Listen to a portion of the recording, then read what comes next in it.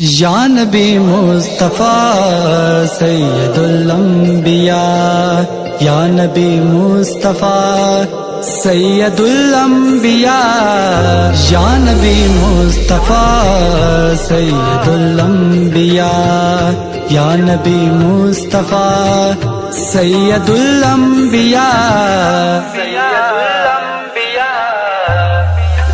ان کی چوکھٹے ہوتوں کا ساتھ۔ اسلام سیلف کنٹرول چاہتا ہے، سیلف انیہیلیشن نہیں چاہتا۔ یہ نظام رہبانیت کے اندر ہے کہ اپنے نفس کو کچل دو، بالکل کچل دو، اس کے سارے تقاضوں کو مار دو۔ عیسائی راہبوں نے واقعہ یہ ہے کہ اس میں جس انتہا تک وہ پہنچے ہیں نفس کشی کے اندر، تو اس کی شاید تاریخ کے اندر آپ کو دوسری جگہ مثال نہ ملے۔ ہندوؤں میں بھی یہ تپسیائیں کرنے والے جو ہیں جس قدر شدید ریاضتیں کرتے ہیں، اسلام میں یہ نہیں ہے۔ لا رہبانیت فی الاسلام۔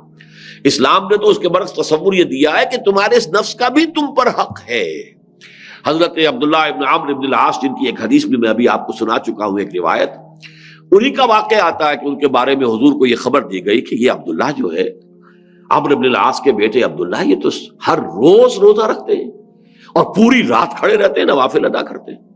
انہیں نہ اپنی بیوی سے کوئی غرض ہے، نہ کوئی دنیا سے کوئی اور تعلق ہے، کوئی دلچسپی ہے، بالکل نہ لوگوں سے ملنا جلنا ہے، الگ تھلگ ہے، اسی کام میں لگے ہوئے۔ حضور نے بلایا، یا عبداللہ اولا مخبر انک تصوم النہار وتقوم اللیل، مجھے تو یہ اطلاع دی گئی ہے تمہارے بارے میں کہ تم روزانہ روزہ رکھتے ہو اور پوری رات کھڑے رہتے ہو۔ عرض کیا بلا یا رسول اللہ، حضور ایسا تو ہے۔ فرمایا لا تفعل، ایسا ہرگز مت کرو۔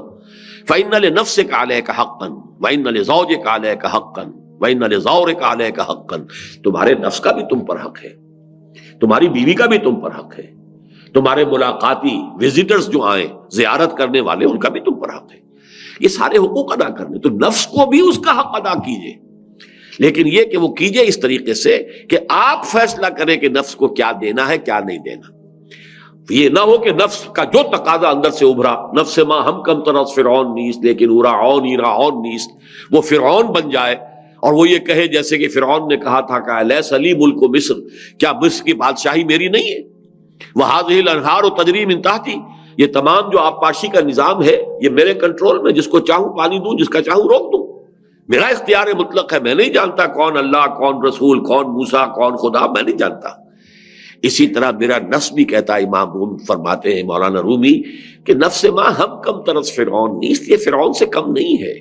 یہ بھی کہتا ہے یہ وجود میرا ہے، اس پر میری مرضی چلے گی، میرا تقاضا پورا ہوگا، میری خواہش کی تسکین کی جائے گی، مجھے اس سے بحث نہیں کہ حلال کیا ہے، حرام کیا ہے، جائز کیا ہے، ناجائز کیا ہے۔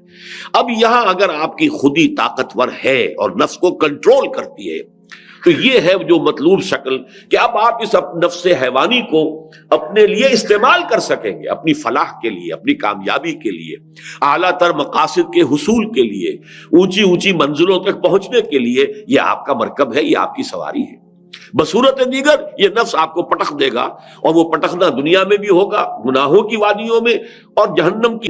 کے حضور آکھن منگتے دی خیر ہووے، دے کے حضور آکھن منگتے دی خیر ہووے، منگتا کبے سخی دے، منگتا کبے سخی دے، بوہے دی خیر ہووے، دے کے حضور آکھن منگتے دی خیر ہووے، دے کے حضور آکھن۔ اور جنت بڑی جگہ لگیا جڑی جگہ تے، جنت بڑی جگہ